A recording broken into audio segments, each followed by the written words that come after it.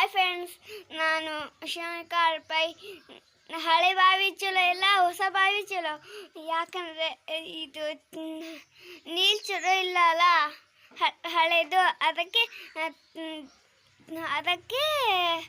ಇದು ಮಾಡ್ತಾಯಿದ್ದೀವಿ. ಹೊಸ ಬಾವಿ ತೊಗೊಂಡು ಹೊಸ ಬಾವಿ ಚಲೋ ಇದೆ, ತುಂಬ ಚಲೋ ಇದೆ. ಅದರಲ್ಲಿ ನೀರು ತುಂಬ